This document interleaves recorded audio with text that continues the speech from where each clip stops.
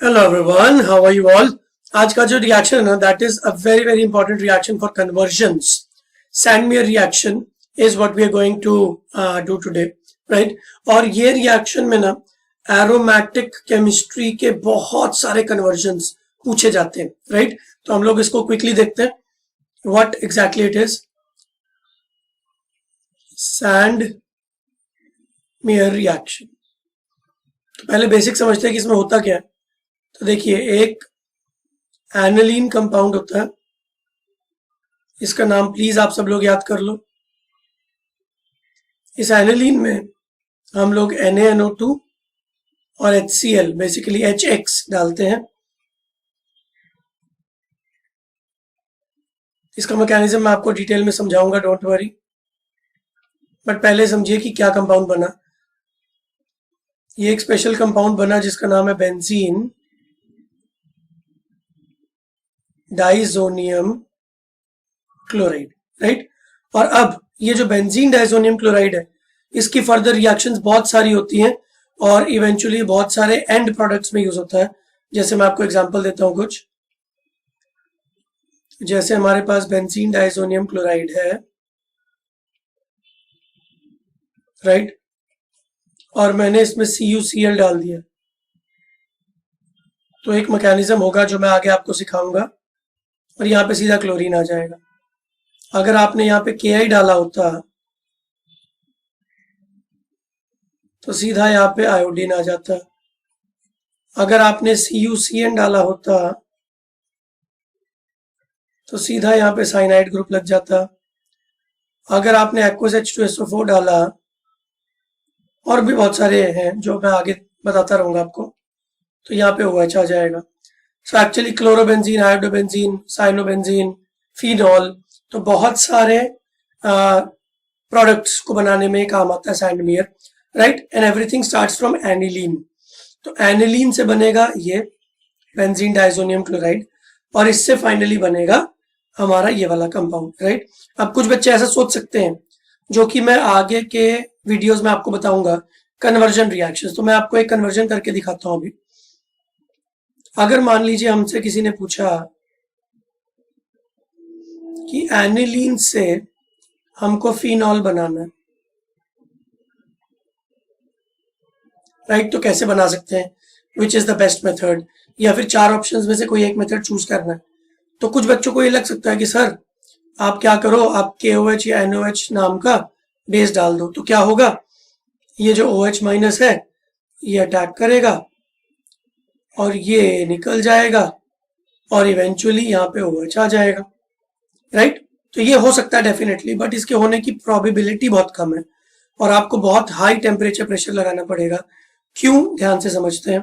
मैंने पुराने वीडियोस में आपको एक चीज बताई हुई है. Most of the reactions of benzene are of which nature, electrophilic या nucleophilic? The answer is electrophilic. अब आप खुद समझो, ये बेंजीन है, इसके ऊपर खूब सारे इलेक्ट्रॉन्स हैं, तो एक नेगेटिवली चार्ज स्पीशीज जब इस पे अटैक करने आएगी तो वो अट्रैक्ट होगी या रिपेल होगी? तो आंसर है वो रिपेल होगी, राइट? तो उसके पास कोई बहुत बड़ा रीजन नहीं है इसको अटैक करने का, तो इसलिए आपको जबरदस्ती अटैक कराना पड़ेगा. That means you need to increase pressure to a lot of extent, temperature बहुत बढ़ाना पड़ेगा. एंड दैट इज वाई ये रिएक्शन उतनी अच्छी नहीं. आपको याद होगा मैंने इलेक्ट्रोफिलिक सब्सटीट्यूशन के वीडियो में आपको ये बताया था कि बेंजीन की 99% रिएक्शंस इलेक्ट्रोफिलिक इन नेचर होती हैं, बट 1% न्यूक्लियोफिलिक भी होती हैं. तो अब अगर यहाँ पे आप high temperature, high pressure, catalyst वगैरह यूज करोगे तो डेफिनेटली रिएक्शन तो हो ही जाएगी. बट क्या ये इंडस्ट्री वाइज वायबल है? क्या ये आसानी से बनेगा? क्या ये सस्ता बनेगा? कहीं ये महंगा तो नहीं हो जाएगा? So we need to think of all the possibilities. तो ये डायरेक्ट कन्वर्जन भी पॉसिबल है, no doubt about it, but इससे बेटर रिएक्शन है जो हमने अभी आपको दिखाई, कि पहले आप एनिलीन ले लो, राइट? इसका आप बना लो बेंजीन डाइसोनियम क्लोराइड N2+Cl-, और फिर इसका बना दो फिनॉल. तो अगर आपको एनिलीन से फिनॉल बनाना है, so this is a better method. एक ही चीज को बनाने के मल्टीपल मेथड्स हो सकते हैं, राइट? तो कौन सा मेथड ज्यादा अच्छा है वो हमको देखना है. अच्छा, तो अब हम लोग पहले इस पर्टिकुलर प्रोसेस पे चलते हैं कि एनिलीन से बेंजीन डाइजोनियम क्लोराइड कैसे बनता है, राइट। चलिए तो अब इसको एक एक करके शुरू करते हैं हम लोग। तो लेट्स से हमारे पास बेंजीन है, सॉरी एनिलीन है, और हमने इसमें NaNO2 और HCl डाला। तो पहले मैं आपको ये बताऊंगा कि इन दोनों का रोल क्या है और फिर एनिलीन के साथ ये लोग कैसे इंटरैक्ट करते हैं। तो सबसे पहले समझते हैं NaNO2 और HCl की जब रिएक्शन हुई तो पहले एक्चुअली HNO2 बना। HNO2 looks like this, HONO, right. अब सिस्टम के अंदर HCl तो है ही, तो क्या होगा ध्यान से देखते हैं। HONO के सामने H प्लस आएगा, राइट। ये H प्लस किसका H प्लस है, HCl का। नाउ ऑक्सीजन अपने लोन पेयर के थ्रू इस पे अटैक करेगा, जिसकी वजह से ऑक्सीजन पे आ जाएगा प्लस चार्ज, जिसको ठीक करने के लिए ऑक्सीजन नाइट्रोजन से इलेक्ट्रॉन्स छीन लेगा, because oxygen is more electronegative. तो ये जो ऑक्सीजन और नाइट्रोजन के बीच का बॉन्ड है ये टूट जाएगा, राइट। और सिंस ये बॉन्ड टूट जाएगा तो इधर से क्या निकलेगा, वाटर। तो एक तो वाटर निकल आया, प्लस ये बन गया N double bond O, N के ऊपर पॉजिटिव, राइट। और अब इसका एक और वेरिएंट है, वो ये है कि ऑक्सीजन के ऊपर भी लोन पेयर है, तो वो लोन पेयर अगर अंदर दे दिया जाए तो क्या बन जाएगा, N ट्रिपल बॉन्ड O, अब इस बार O के ऊपर पॉजिटिव, राइट। मैं जरा इसको येलो में बना देता हूं so that it's easily visible, right. तो ये हमारे पास एक स्पीशी बन गया NO प्लस, ठीक है। अब सवाल एक GOC का क्वेश्चन, NO प्लस हमको बनाना है, नाइट्रोजन के ऊपर प्लस ज्यादा स्टेबल है ऑक्सीजन के ऊपर। तो इसका ऑब्वियस आंसर जो बच्चों को लगता है वो ये है कि sir oxygen is more electronegative, तो जो ज्यादा इलेक्ट्रोनेगेटिव होता है उस पर पॉजिटिव चार्ज ज्यादा स्टेबल नहीं होता है, तो इसलिए पहला वाला ये जो कंपाउंड है NO प्लस, इसका structure this is more stable. But the actual answer is this, O के ऊपर पॉजिटिव चार्ज ज्यादा स्टेबल है इस केस में। द रीजन इज, ध्यान से सुनना, जब O के ऊपर पॉजिटिव आया तो क्या यहाँ पे आपको 3 बॉन्ड बने हुए दिख रहे हैं, ट्रिपल बॉन्ड, और जबकि ऊपर वाले कंपाउंड में आपको सिर्फ 2 बॉन्ड बने हुए दिख रहे हैं। तो भले ही ऑक्सीजन के ऊपर पॉजिटिव चार्ज आ गया तो चलो थोड़ा सा अवॉइड करता है ऑक्सीजन पॉजिटिव चार्ज को लेने से पहले, बट अगर पॉजिटिव चार्ज लेके डबल बॉन्ड की जगह ट्रिपल बॉन्ड बन रहा है तो more the bonds more the stability. Bonds का मतलब होता है फोर्स ऑफ अट्रैक्शन, तो अगर बॉन्ड ज्यादा बन रहे हैं तो स्टेबिलिटी ज्यादा आ रही है। So that is why NO plus का ये structure is more stable, right. यहां तक हमको सबको समझ में आ गया। NaNO2 और HCl को ऐड करने का पर्पस क्या था, ताकि मुझे एक सो कॉल्ड इलेक्ट्रोफाइल मिल जाए NO प्लस, ओके। अब देखते हैं कि एनिलीन का उसके साथ क्या कॉम्बिनेशन होगा। अब यहां पे जो एनिलीन है, एनिलीन को हम लोग इस तरीके से बनाते हैं, राइट। अब यहां पे आ गया NO। अब सबसे पहला स्टेप क्या होगा, नाइट्रोजन अपने लोन पेयर से इस नाइट्रोजन पे अटैक करेगा और ये बॉन्ड इधर शिफ्ट हो जाएगा, राइट। तो हमको क्या मिला,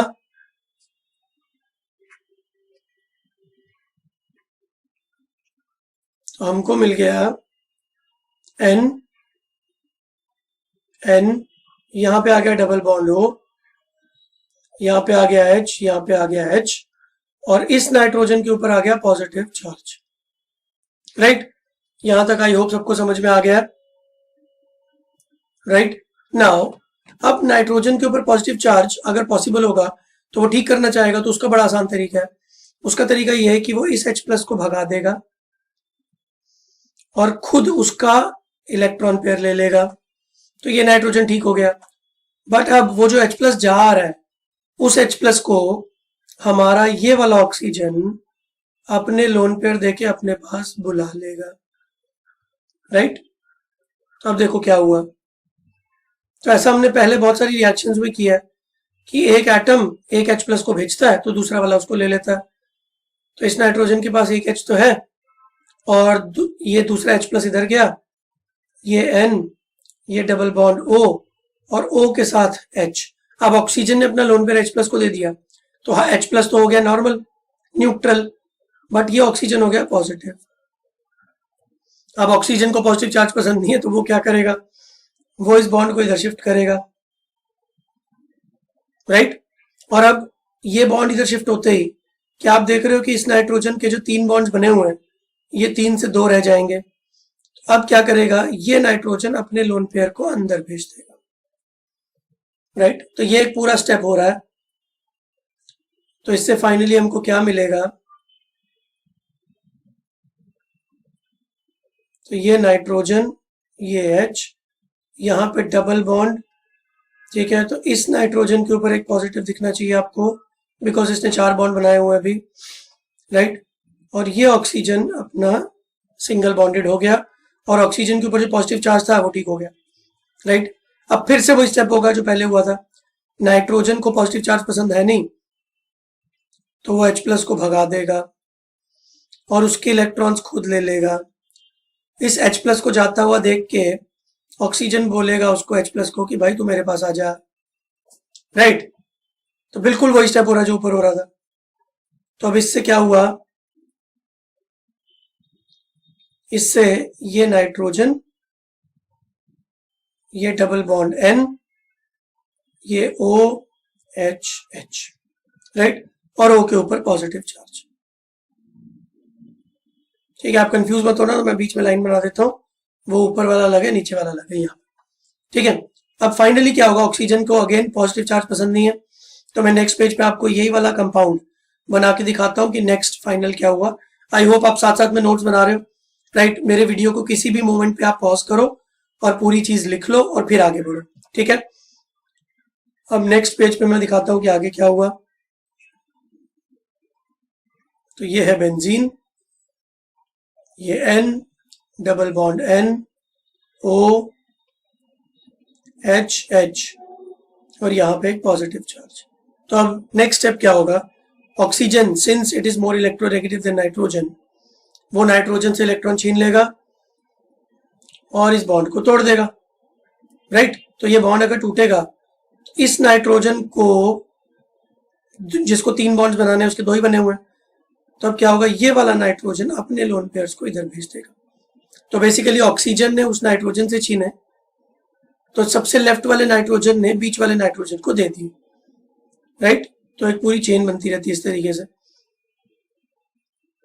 तो फाइनली क्या हुआ, देखो जी, सबसे पहले तो क्या आपको एक चीज दिख रही है कि ये बॉन्ड टूट गया, तो यहां से पानी निकला तो माइनस वाटर, राइट। तो वाटर निकल गया, तो पीछे क्या बचा, बेंजीन के ऊपर N, यहाँ पे ट्रिपल बॉन्ड, और सिंस ये बीच वाला नाइट्रोजन ये इसने 4 बॉन्ड बना रखे तो इस पे आ गया पॉजिटिव चार्ज, राइट। तो मैं इस कंपाउंड को बोलता हूं, मैं इस तरीके से भी लिख सकता हूं इसको, N2+, राइट।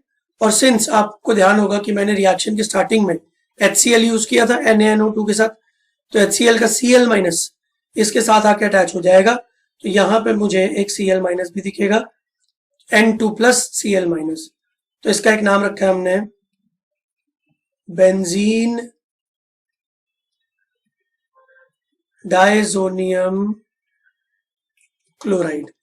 अब इसके नेम के पीछे भी एक रीजन है, डाईएजो, एजो जनरली नाइट्रोजन को बोलते हैं और डाईएजो का मतलब 2 नाइट्रोजन, तो यहाँ पे 2 नाइट्रोजन आपको दिख रहे हैं, तो डाइजोनियम क्लोराइड बेंजीन। तो बेंजीन के ऊपर हमने डाईएजो लगाया और क्लोराइड लगा दिया, तो बन गया बेंजीन डाइजोनियम क्लोराइड, राइट। तो आई होप यहां तक कि आपको कहानी समझ में आ गई कि हमने एनिलीन लिया, एनिलीन के ऊपर NaNO2 और HCl का अटैक करवाया, तो इवेंचुअली हमको ये वाला प्रोडक्ट मिल गया, बेंजीन डाइजोनियम क्लोराइड, राइट। अब इसकी फर्दर रिएक्शन कैसे होती है, जो मैंने आपको 3-4 रिएक्शंस करके बताई, तो उसके लिए किसी एक रिएक्शन का मैकेनिज्म उठाते हैं और बिल्कुल सिमिलर मैनर में बाकी सबके मैकेनिज्म्स भी हो जाएंगे, ठीक है। Mostly in JEE Mains and NEET आपको इसके आगे के मैकेनिज्म की जरूरत नहीं पड़ेगी, इनफैक्ट यहां तक के मैकेनिज्म की भी जरूरत रेयरली पड़ेगी, राइट। बट मैकेनिज्म जानने से काफी कॉन्सेप्चुअल क्लैरिटी मिलती है, तो इसलिए 5-10 मिनट में मतलब 5-7 मिनट में मैं वो मैकेनिज्म आपको क्लियर कर दूंगा. So you definitely watch that और उसको अपने नोट्स बनाओ, तो उससे आपको काफी क्लैरिटी मिलेगी. राइट, चलो तो हम लोग आगे बढ़ते हैं. अब हम लोग कौन सी रिएक्शन का मैकेनिज्म देखेंगे कि जहां पे हमारे पास बेंजीन डाइजोनियम क्लोराइड है और हमने उसमें CuCl डाला और यहाँ पे क्लोराइड क्लोरीन लग गया, तो ये क्लोरोबेंजीन बन गया. राइट, तो क्लोरोबेंजीन बनाने के लिए हम लोग ये यूज करते हैं. तो मैकेनिज्म क्या होगा? So let's first of all understand the nature of copper first. ये जो कॉपर होता है ना, ये कॉपर +1 और +2 दोनों ही ऑक्सीडेशन स्टेट्स में एग्जिस्ट करता है. जब ये +1 होता है तो +2 बन सकता है, जब ये +2 होता है तो +1 बन सकता है, और इसके और डिटेल्स आपको डी ब्लॉक केमिस्ट्री में मिलेंगे.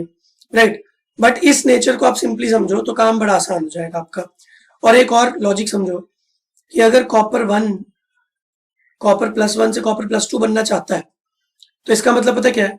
उसने एक इलेक्ट्रॉन दे दिया होगा तब बनेगा. राइट, तो कॉपर +1 अगर अपना एक इलेक्ट्रॉन दे देगा तभी तो कॉपर +2 बनेगा. और उल्टा होगा, जब कॉपर +2 कॉपर +1 बनना चाहेगा तो वो एक इलेक्ट्रॉन ले लेगा. So this is 1 electron transfer.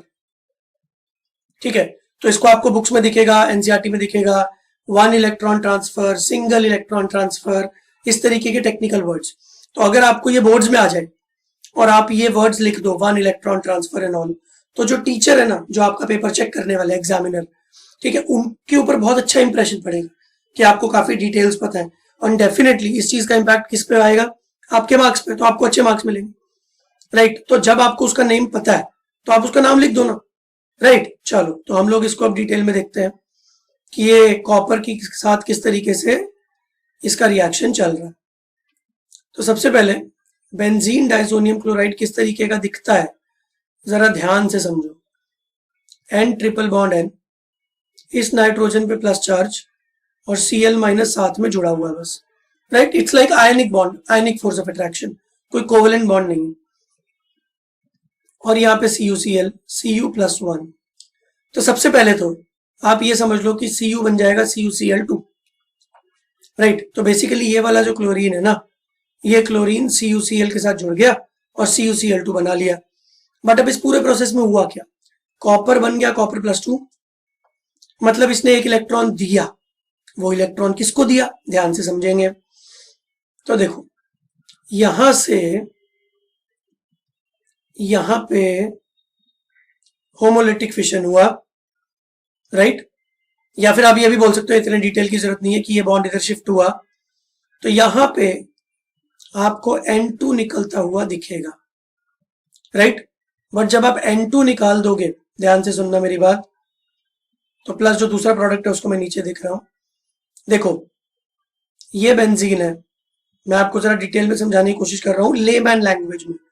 बहुत ज्यादा टेक्निकल डिटेल में जाओगे ना तो इतना कॉम्प्लिकेटेड हो जाएगा कि समझ में नहीं आएगा. तो लेमैन लैंग्वेज में समझो पहले. ठीक है, तो बेंजीन के ऊपर हमारा N∧N लगा हुआ है. जस्ट इमेजिन कि अगर ये बॉन्ड इधर शिफ्ट हो जाए तो क्या होगा? तो होगा ये कि बेंजीन के ऊपर आ जाएगा प्लस चार्ज. वो ज्यादा स्टेबल नहीं है बट मान लो, और ये बन जाएगा N2. राइट, अब आप एक चीज समझो कि कॉपर ने जो अपना एक इलेक्ट्रॉन दिया, जिसकी वजह से कॉपर +1 से +2 गया, वो इलेक्ट्रॉन बेंजीन के पास आया. तो बेंजीन एक्चुअली एक फ्री रेडिकल की तरह दिखेगा आपको. राइट, तो यहाँ पे 2 स्टेप हो रहे हैं. तो यहाँ पे 2 स्टेप क्या हो रहे हैं कि कॉपर +1 से +2 गया, उसने अपना एक इलेक्ट्रॉन दिया, वो इलेक्ट्रॉन की वजह से बेंजीन पे जो पॉजिटिव चार्ज आने वाला था वो एक्चुअली फ्री रेडिकल में कन्वर्ट हो गया. राइट, और यहाँ पे N∧N के ऊपर जो पॉजिटिव चार्ज था वो N2 बन के निकल गया. राइट, और N2 क्या होता है? एक बड़ा स्टेबल प्रोडक्ट होता है. तो जो स्टेबल प्रोडक्ट होता है ना, वो हमेशा रिएक्शन को फॉरवर्ड की तरफ ले जाता है. आपको शायद याद होगा 11th क्लास में ली चैटलियर्स प्रिंसिपल होता है एक चीज.